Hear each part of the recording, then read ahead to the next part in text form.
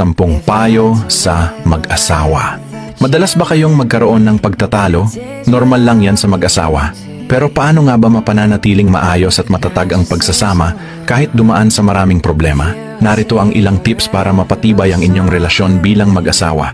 Una, kapag galit ang asawa mo, huwag mo nang sabayan. Isa lang ang dapat magalit. Kung galit siya, manahimik ka muna.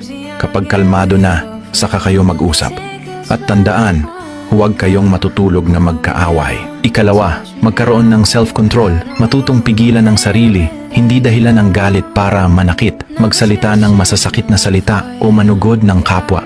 Ikatlo, tanggapin mo ang asawa mo kung sino siya, pinili mo siya, ginusto mo siya. May maganda man o pangit, tanggapin mo dahil bahagi iyon ng pagmamahal. Ikaapat, kapag may problema, kayong dalawa ang mag-usap. Hindi ang kapitbahay, hindi ang kaibigan. At lalong-lalo na huwag i-post sa social media. Huwag hayaang humantong sa sakitan at hiwalayan ang hindi pagkakaunawaan. Ikalima, kapag galit ang asawa mo, maraming masasakit na salitang masasabi. Huwag mo itong dibdibin. Isipin mo, galit lang siya. Ang taong galit ay walang magandang nasasabi. Gawin mo, pasok sa kanang tainga, labas sa kaliwa. Ika-6, laging yakapin ang asawa at ang mga anak. Ang yakap ay nakapagpapagaan ng loob, nakakaalis ng sama ng damdamin, at nakababawas ng problema. Ika-7, i-appreciate ang asawa mo. Kung pogi o maganda siya, sabihin mo. Kung mabango siya, purihin mo. Huwag agad magduda kung bakit siya nag-aayos. Mas dapat ikaw ang unang naka-appreciate sa kanya.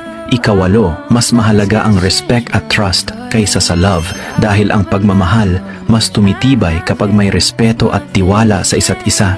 Ika-9, maging kaibigan ang iyong asawa. Mas masarap ang pagsasama kapag ang asawa mo rin ang kabarkada mo. Ika-10, panatilihin ang open communication. Laging mag-usap, balikan ang mga alaala noong kayo'y nagliligawan pa lang. Mag-date pa rin paminsan-minsan hanggat maaari. Kayong dalawa lang. Pag-usapan ang problema, huwag pag-awayan. At laging tandaan, a good husband makes a good wife.